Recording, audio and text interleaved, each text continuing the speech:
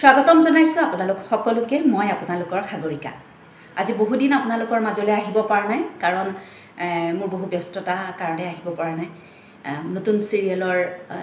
shooting আৰু নিজৰ ব্যক্তিগত কিছু কাম যাৰ কাৰণে মই আহিব পৰা নাছিলো কিন্তু ইমান দিনৰ গেপৰ পিছত মই যেতিয়া মোৰ প্ৰশ্ন উত্তৰ হিতাংটো চালো মানে মোৰ ইনষ্টাগ্ৰাম বা ফেসবুকত মোৰ যিখিনি প্ৰশ্ন আহে সেইখিনি চালো তেতিয়া মই প্ৰশ্নখিনি চাই পেলাই মই বুজিলো যে বহু মহিলাৰ এতিয়াও এটাই প্ৰশ্ন হেতুৱে হৈছে যে পিচিওডি হলে আমি কেনেকৈ গম পাম ইয়াক কেনেকৈ নিৰ্মূল কৰিম বা ইয়াৰ পিচিওডি হলে কি কৰিব লাগে মই মোৰ চেনেলত আগতেও বহুবাৰ পিচিওডি সম্পৰ্কে কথা কৈছো কিন্তু তথাপিতো যেতিয়া আকৌ তেওঁলোকে হয়তো ভালকৈ বুজি পোৱা নাই বা কিছু কথা হয়তো ঠিকমতে মই বুজাব জনা নাই গতিকে মই আকৌ সেই পিচিওডিৰ সম্পৰ্কে কথাখিনি ক'বলৈ লৈছো প্ৰথম কথা হ'ল যেতিয়াই কোনোবা মহিলাৰ কোনোবা ছোৱালীৰ যেতিয়াই পিৰিয়ডছৰ খেলিমেলি হয় যেতিয়াই মাহেকীয়াৰ খেলিমেলি হয় লগে লগে ডাক্তৰৰ ওচৰলৈ যাব লাগে ডাক্তৰৰ ওচৰলৈ যোৱাৰ পিছত ডাক্তৰে চাই কিছু টেষ্ট কৰাৰ পিছত আপোনাক কনফাৰ্ম কৰিব আপোনাৰ পিচিওডি হৈছে নে অইন কিবা হৈছে আৰু যেতিয়া ডাক্তৰে ক'ব যে আপোনাৰ পিচিওডি হৈছে তেতিয়া তেখেতসকলে মেডিচিন দিব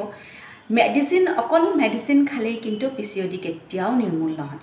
কাৰণ মই নিজেই 17-18 বছৰ পিচিওডিৰ লগত যুঁজিছো গতিকে মই ভালকৈ জানো যেতিয়ালৈকে আপুনি আপোনাৰ জীৱনশৈলী সলনি নকৰিব আপোনাৰ লাইফষ্টাইল সলনি নকৰিব তেতিয়ালৈকে কিন্তু কেতিয়াও আপোনাৰ পিচিওডি নিৰ্মূল নহয় পিচিওডি নিৰ্মূল কৰিবৰ বাবে নিজৰ জীৱন যাত্ৰাৰ প্ৰণালী নিজৰ লাইফষ্টাইল সলাবই লাগিব লাইফষ্টাইল সলনি কৰা বুলি ক'লে আমি কি বুজো প্ৰথমতেই হ'ব খাদ্য অভ্যাস সলনি তাৰ পিছতে হ'ব টোপনিৰ যিটো পৰিমাণ হেতু সলনি পানী ঠিকমতে খাব লাগে পানী সঠিকমতে আৰু পানী মানে সঠিক পদ্ধতিৰে খাব লাগে আৰু এই যে খাদ্য অভ্যাস সলনি কৰাৰ কথা ক'লো লাইফষ্টাইল সলনিৰ আটাইতকৈ ডাঙৰ যিটো বস্তু খাদ্য অভ্যাস সেইটোৰ ওপৰতে গুৰুত্ব দি সেইটোৱে আচল কাৰণ যিটো কাৰণৰ কাৰণে আমাৰ শৰীৰত বিভিন্ন ৰোগ হয় পিচিওডিকে আদি কৰি এটা কথাটো হৈছে যে খাদ্য অভ্যাস সলনি আমি কি কৰিম আজিকালিৰ যিটো ব্যস্ততাপূৰ্ণ জীৱন এই জীৱনটোত আমি খুব সোনকালে ৰন্ধা সোনকালে খোৱা ফাষ্ট ফুড খোৱাত বেছি গুৰুত্ব দিওঁ কাৰণ আমাৰ হাতত সময় নাই কিন্তু আচলতে আমাৰ যিহেতু স্বাস্থ্য আমাৰ কাৰণে আটাইতকৈ ডাঙৰ কথা গতিকে স্বাস্থ্যৰ কাৰণে আমি অকমান সময় উলিয়াই নিজৰ বাবে ঘৰতে খুব সুন্দৰকৈ সুষম আহাৰ তৈয়াৰ কৰি ল'ব লাগে নহ'লে আমি কেতিয়াও আমাৰ শৰীৰটো ঠিকভাৱে সুস্থ কৰিব নোৱাৰিম এতিয়া কথাটো হৈছে যে আমি কি নাখাম আমি নাখাম যিসকল পিচিওডি পেচেণ্ট তেখেতসকলে নাখাব লাগে সেইটোৱে হৈছে প্ৰথমতে হৈছে ৰিফাইণ্ড কাৰ্বহাইড্ৰেট আমাৰ শৰীৰত লাগে কিন্তু ৰিফাইণ্ড কাৰ্বহাইড্ৰেট নহয় যেনে ময়দাৰে বনোৱা বিভিন্ন ধৰণৰ বস্তু পিজ্জা বাৰ্গাৰকে আদি কৰি পাস্তা নুডলছ এনেকুৱা ধৰণৰ বিভিন্ন বস্তু আছে যি ৰিফাইণ্ড ফ্লাৱাৰ মানে আপোনাৰ ময়দাৰে বনায় গতিকে ময়দাৰে বনোৱা সকলো বস্তু আজিৰ পৰাই বাদ দিয়ক আৰু এটা বস্তু বাদ দিব লাগে সেইটোৱে হৈছে গ্লুটেন সকলো মানুহে হজম কৰিব নোৱাৰে আৰু গ্লুটেনে এই যে পিচিওডিৰ যিটো পৰিমাণ সেইটো বঢ়াই তোলে গতিকে যিমান পৰা যায় গ্লুটেনৰ পৰা দূৰত থাকক গ্লুটেন বেছিকৈ থাকে ঘেঁহুত গতিকে অকল ঘেঁহুৰ ৰুটি নাখায় তাত বিভিন্ন ধৰণৰ আৰু বেলেগ ধৰণৰ আটা মিহলি কৰি পেলাই আপোনালোকে ৰুটি বনাই খাওক গতিকে গ্লুটেন বাদ দিয়ক আৰু খুব ভাল পৰিমাণৰ প্ৰটিন খাদ্যৰ তালিকাত এড কৰক খুব ভাল পৰিমাণৰ দেশীয় ঘিউ যদি দেশীয় ঘিউ হয় তেনেহ'লে খুব ভাল পৰিমাণৰ দেশীয় ঘিউ পালে তেনেহ'লে 2 চামুচ ঘিউ আপোনাৰ খাদ্যৰ তালিকাত প্ৰত্যেক দিনাখনে অন্তৰ্ভুক্ত কৰক আৰু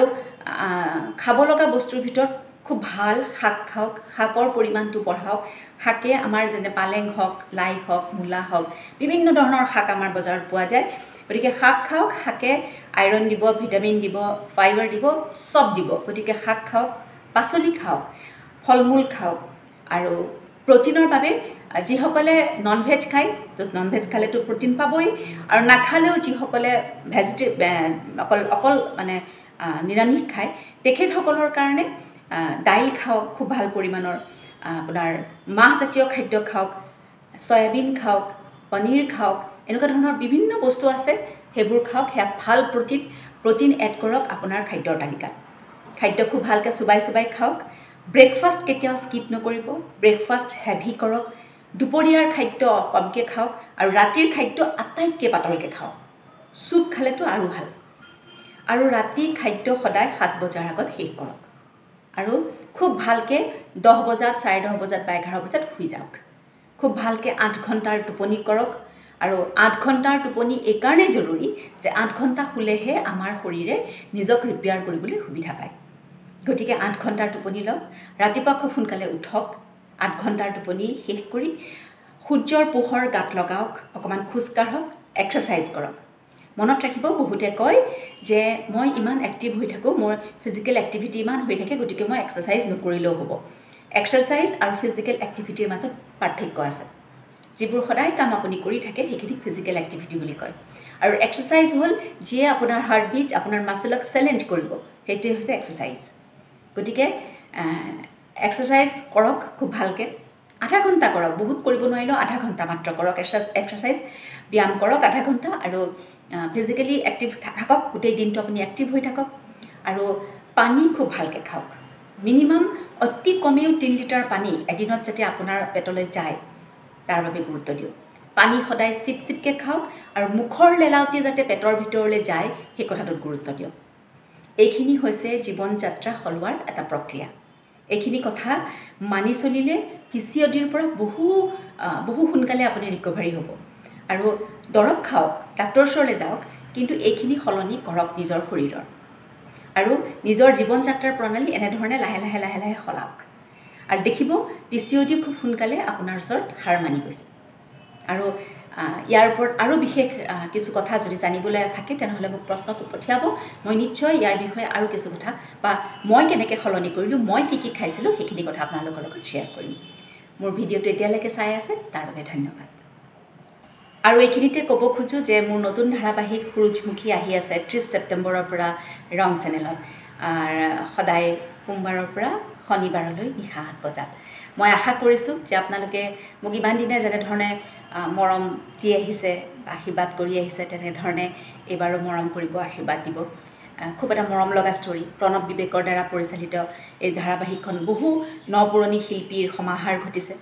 আৰু খুব মৰম লগা এটা খুব সুন্দৰ এটা ঘৰুৱা কাহিনী আৰু মই আশা কৰোঁ আপোনালোক প্ৰত্যেকেৰ কাৰণে ই উপভোগ্য এখন চিৰিয়েল হ'ব গতিকে মই আশা কৰিছোঁ আপোনালোকে সকলোৱে চাব 30 ছেপ্টেম্বৰৰ পৰা ৰং চেনেলত আহি আছে নিশা 8 বজাত সোমবাৰৰ পৰা শনিবাৰলৈ